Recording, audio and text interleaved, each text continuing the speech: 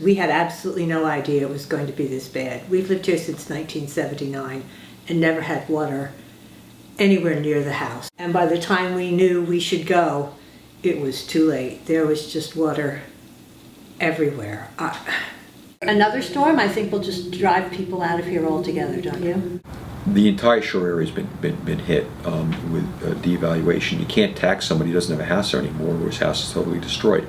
Some had insurance, some didn't. Some had some money to do something.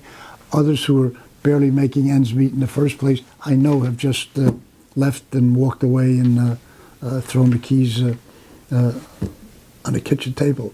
Many of the houses just on my block and up and down the coast now have the exteriors have been fixed, but the interiors are gutted.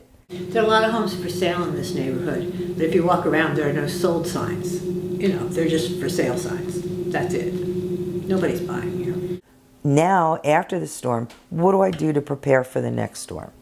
How do I financially afford to do that without going bankrupt?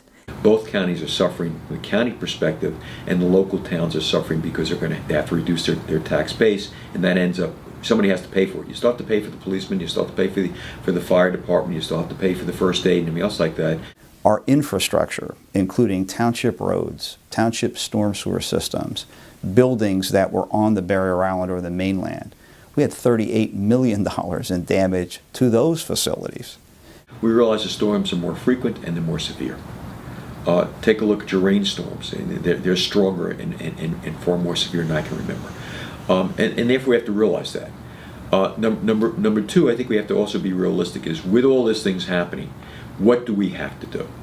You know, the property damage first, it's like I said, a $2 billion impact, which is about a 25 to 30% impact on our tax base. We've had to borrow money for short-term operations, long-term capital improvements.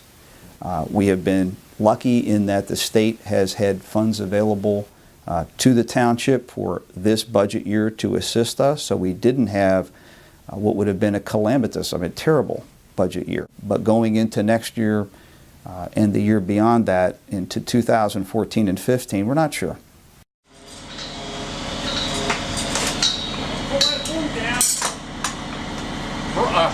Warren already got it. Everything was lost. We spent close to $250,000 of our own money to get up and running back to where you see it today. Well, we're off probably from last year about 60% from just before the hurricane. We ran aground here for a month, 2 months, every day trying to get out of here. Running over dumpsters that floated in the inlet, crashed up on top of them. There was cars here, driving over the top of this stuff. Our propellers, they're all bent. We got to go up to the shipyard. You know, they're going to be 20 grand to go up to the shipyard. But everybody here is going to have to go. And that's all part of the storm, you know. The unseen. Everybody sees the mud, they see the debris and the garbage, but they don't see what's on the bottom of the ocean or the bottom of these inlets. The sanding over. That's all. The dredging has to be done. And it's going to be a long-term process. All the data points to the fact that A, Sandy wasn't the worst it could get, and B, we're in for more events. It cries out for the need for a dedicated, permanent funding source for these types of disasters. I've got people that still can't live in the bottom half of their house because it was damaged, and they can't do anything until they get the money because they're not allowed to fix it. So they have to wait till they get the money to fix it, and they're still waiting. I think there has to be immediate relief, and we have to look at a way to fund it on a permanent basis, on an ongoing basis, so that people will know, God, with this disaster, there's relief coming immediately. We have to create the fund.